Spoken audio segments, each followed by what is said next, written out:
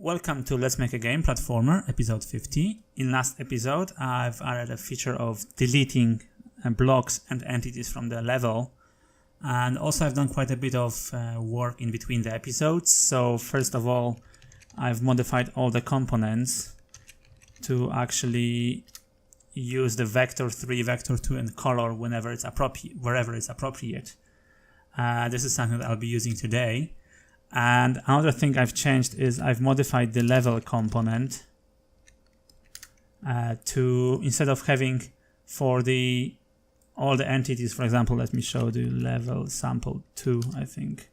Yeah, so before this was a map of location to what it contains, so either a string that defines a prefab or an object with prefab name and changes to have a different kind of entity here. For example, I think one of those here should be showing. Yeah, so you can have either a string here specifying the prefab name or the whole thing specifying the object. However, the limitation of this was that you couldn't have two different entities in the same location because there was a map here from location, which was like a string, to what you are storing. So today I did this. So in between the episodes, I did the same thing I've done with the additional objects, where the objects are actually, the located objects are actually an array. You can have either strings where you have pipe separated location and prefab name for the very simple stuff, or if you wanted to use something more complicated, you have the more complicated approach where you have prefab name and changes, and also you have to specify location as a string here. Okay, so these are the two major changes I've done in between the episodes. And well, I was hoping when I started the episode 41st that I'll be able to finish the editor by the end of episode 50. However, there's quite a bit of work left. I've done some refactoring. I think used 2 or 3 episodes for refactoring in between this time, from the start of the One level. So I'm not sure I will be able to finish it today, but I'll do my best. Okay, so let's get right to it. So at the moment, there's one more thing I'd like to change, and I'd like to change it on the video showing to you because it's something that's gonna be important. So at the moment, so my whole goal is to move as much as possible into the level component. So at the moment, so for the level definition, we now have, so we moved the bounds of death for the level into the level component. That was something that done last episode, I believe. But we still have a spawn separately. However, I do not want to have a spawn in here, like defined by the same attribute, like the same way we have the death bounds. I want to have this in a different way. So the way I wanted to have is this: in editor, when you will be defining a spawn, you'll have just an entity that you place wherever you want, like exit door, like bugs, like whatever other stars and so on.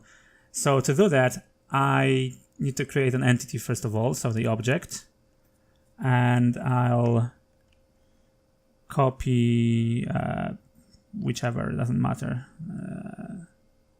star prefab, and I call player spawn prefab. It will not be rendered in game normally. It will not be scaled. It will have no hitbox, not collectible. It will not be rotating. However, it will exist in the editor. And display name will be a player spawn. Size 1.1. Render slice late -0.5, I believe. So it's gonna be the same like as bug. No, it's gonna be 0.0.0. And placement just straight XYZ. Okay, that looks good. So we'll have player spawn. And so the thing is, at the moment it's gonna be invisible, both in game and in the editor. I want to make it visible in editor because, well, you want to see where the player is gonna be spawning. So what I'll do here is, so normally we had model render component, So let's now do model render in editor component.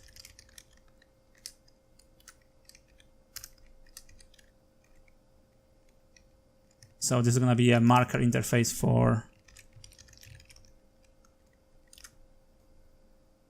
rendering something in editor, and we'll do the same. So copy the model renderer, and I'll do the same in editor, in package rendering.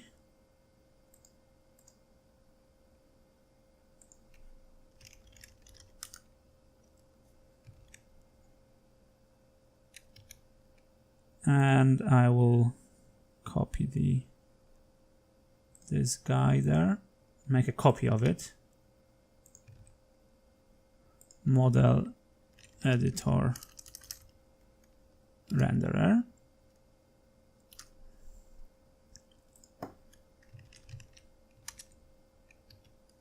And I need to create an component for it. So the component name is going to be this.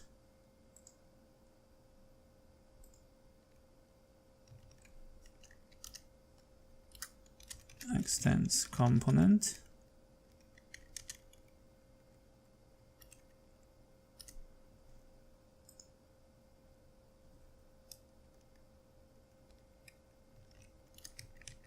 We'll be monitoring entities with this.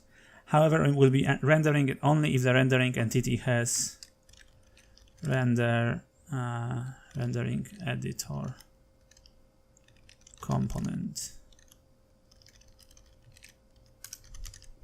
So there's gonna be another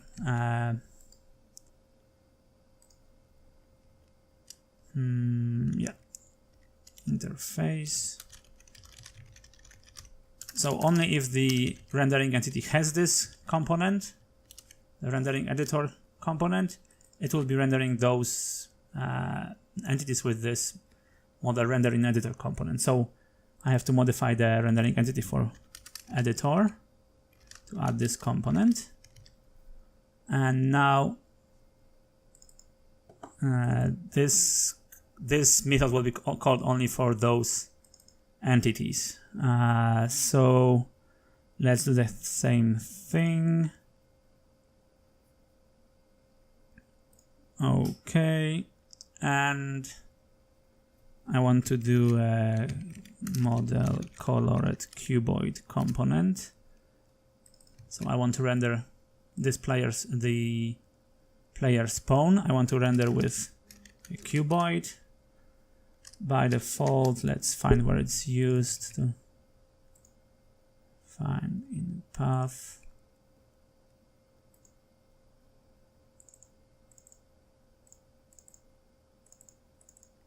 So, okay. So it has the following stuff in it. Has color, translate, and scale. Scale will keep at 1, 1, 1. Translate will keep at 0, 0, 0. Okay, so we have to set translate 0, 0, 0. And color, let's say it's gonna be like gray. Okay, and the default for scale is 1, 1, 1. Okay, so that should do it. Maybe let's try to run it.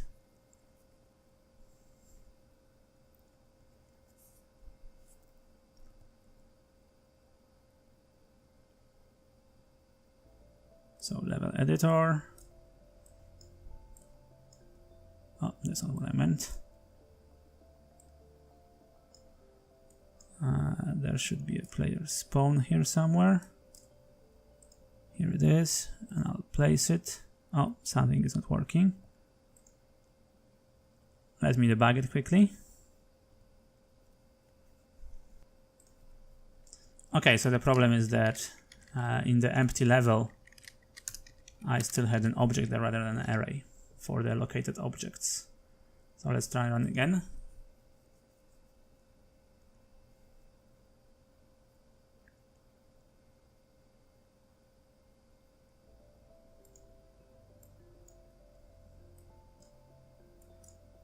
player spawn, and it's rendered. It's rendered a bit offset. Okay, that's probably there because the bug is also, yeah, -0.5. I have to in here put translate -0.5 -0.5 because that's the placement here. Okay, let me try running it again.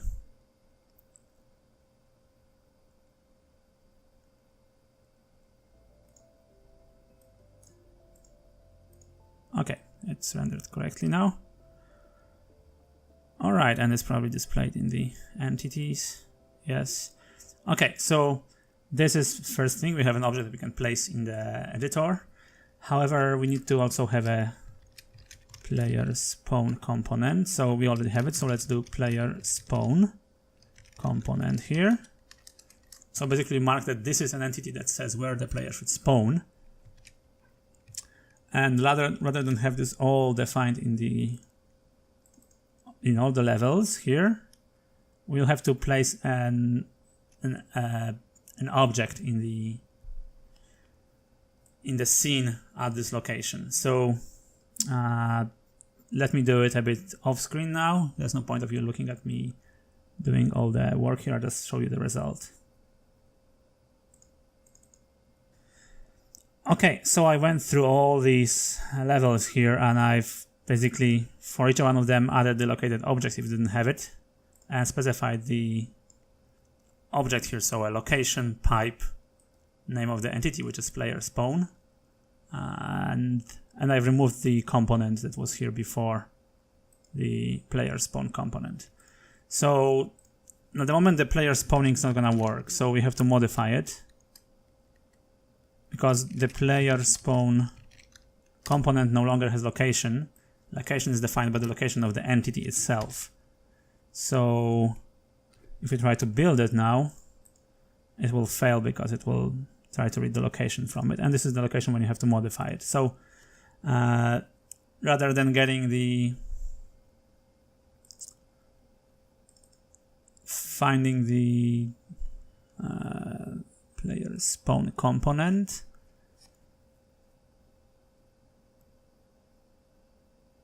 so not when after level is loaded, we have to get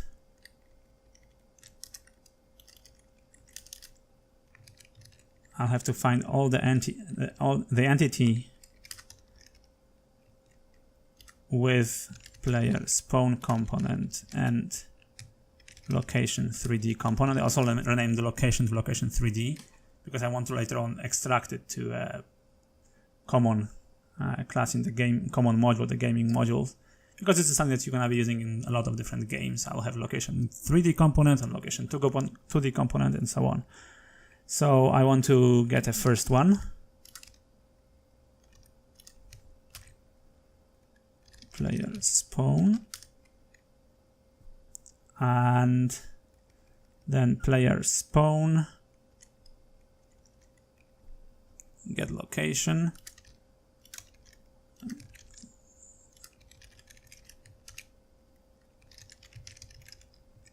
let me get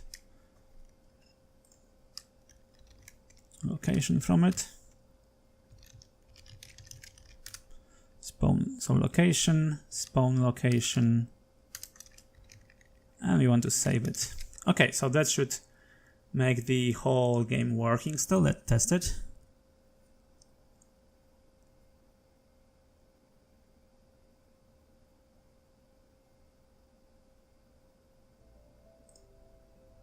Okay, so spawning seems to be working fine.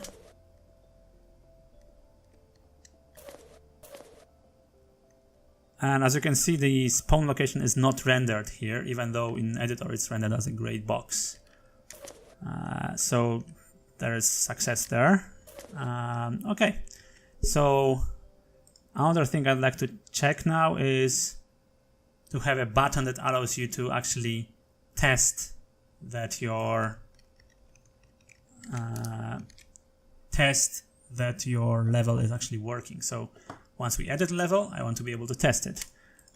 So to do that, if you remember, we had the what's the name of the in the menu package, we have the game state switcher. So at the moment we have these 5 states showing many, start new game, playing game, start level, edit level. So we want to have here start testing level, and it should show gameplay screen, and testing level, which should also show gameplay. So this is what we're going to be doing here, and we have to describe the other transitions here. So if we are current state, we are in editing level, then we want to allow transitioning into testing level. So gameplay state, maybe you have to create in the editor. I'll create an interface, editor state, and let's use method entity data get level to test consume level to test. We'll have these methods, and again state switcher will say editor context get system editor state class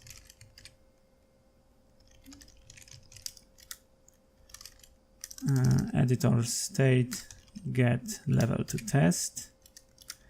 If level to test is not null, then we have to test the level, otherwise we just proceed normally. So to test the level, we have to first of all tell the editor state to consume the level, or construct the level to test. We don't want to consume the level, we just want to say, don't tell me anymore when I ask you for level to test, because I've done that for you. So we have to do the same stuff as we do for start new game. So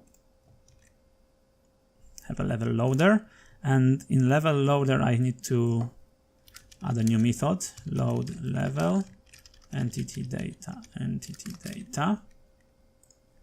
which contains data about the level. So we'll have here new method, which is going to be doing exactly this. And in here we can even call the same load level data. So now we can in here tell the level loader to load level to test, and we have to finally set the state testing level. Okay, that is awesome. So that's one thing, but now we want to be able to transition back into editor when we are done testing. So if current state is equal to state testing level, we'll be asking gameplay state about all those stuff we were doing before. So if level is finished, or player is without lives, or player is dead. So even we'll just do testing only until 1 life. So if you die once, it's already done with playing. So if either of those things, either you finish the level, so you went to the exit, or you have died or died enough time to be with 0 lives, we'll unload the level, remove the player, and we'll transition into editing level. Okay, that's a good start. Now I have to implement this editor state. So I'll create a new class, editor state system, that we're gonna register as a system in game screen and editor, and we have to share it as a editor state interface. And I have to implement wrong closing, implement editor state. So we'll have these two methods here. And okay, so we'll have entity data level to test, level to test equals null. We have to set we no longer want to test anything, and we return level to test. Okay, so that's the thing, and I'll add a new event here, request testing level. It's gonna be an event, and it will contain entity data.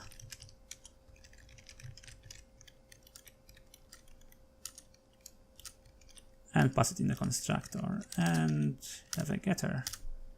And in the state system, we'll be listening for this event.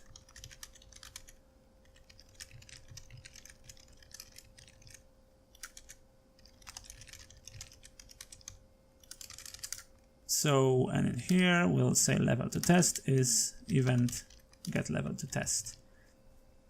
Okay, we're getting there slowly. Now in the UI, we want to have a button for testing a level. So in the edit level, at the very top, I'll add a new button.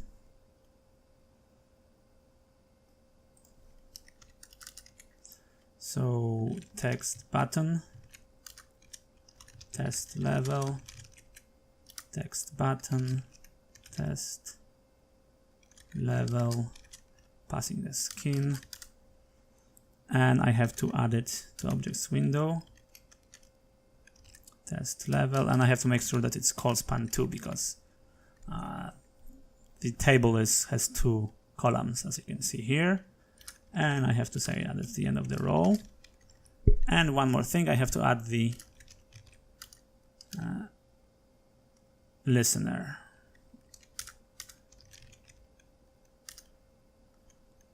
And so if it changes, so it is being clicked, what we want to do is we want to fire an event on the level entity. Why not?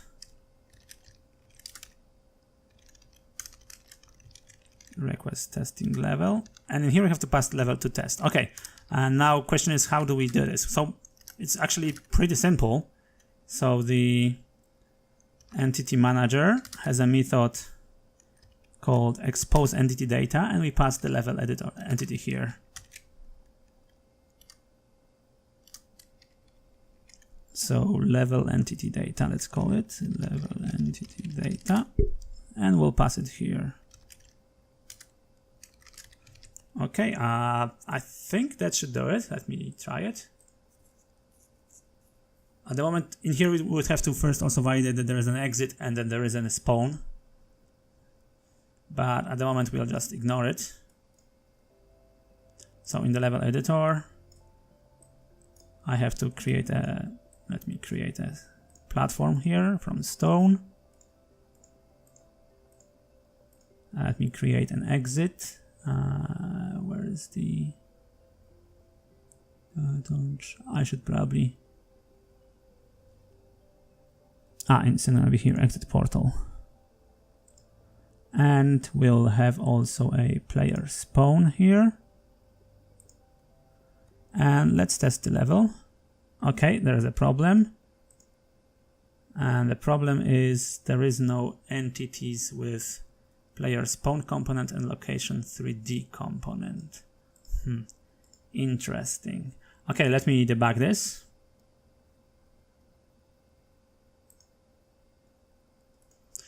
Okay, so the problem is that so if you remember, the level component contains does not contain actual entities that contain all those stuff. It just contains the recipes for stuff, and the actual entities are created in the level entity system after level is loaded. So, and these both events, both the player spawn system and level entity system, are working off of the same event, and if they are called in a wrong order, so the player spawned first before this one, we do not have any entities with this component yet because they are created here. So what we have to now ensure is that this method is called before this one, and that's a probably good point to show how to do it. So the way to do it is that a receive event has a priority. You can specify a priority, and I can say that this is higher priority than the other one. So I'll say explicitly here that the priority for this is 0 and priority for this is 1, and that means that this is higher priority, so this is going to be called first. So this method is going to be called first for this event before this one. So let's run it again.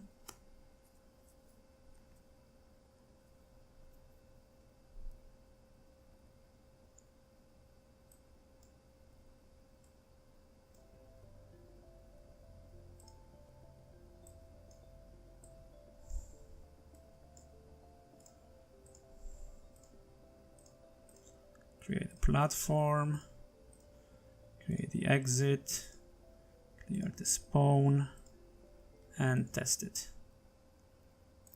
Okay, something's wrong, let me debug it. Okay, so the problem is that our bounds for death by default are pretty bad. So for the time being, let me fix it here in the empty level. Let's create them with something huge. Minus 100 plus 100 minus 100 y. Okay, so let me run it again.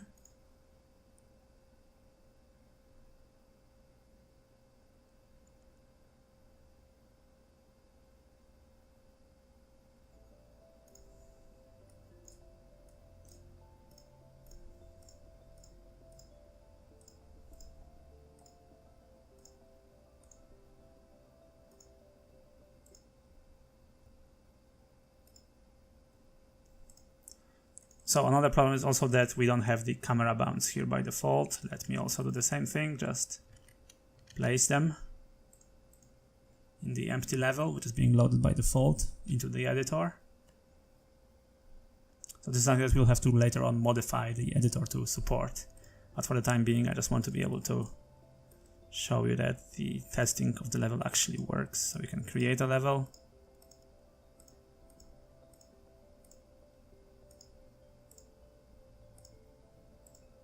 And actually test it. Okay, so let's do something here just to make sure that everything is working. So we'll have cycle door here, and maybe a couple of stuff here, and okay, everything is working. So now we can test the level that you create. There's still a couple of things that are missing here. So first of all, we have to make proper use of these fields here, clean up this UI to make it easier to navigate and find stuff you want to remove, and also being able to modify. So at the moment, for example, the signal indicator that is being placed by default is always black and is not assigned any channel. So this stuff that has to be modified and modifiable, but this is something that I can do in next episode. But at least we can test the level and it's actually working. Okay, so that's it for this episode. Make sure to like it and subscribe to my channel. You can also follow me on Twitter. Link is in the description. Thanks for watching. Bye.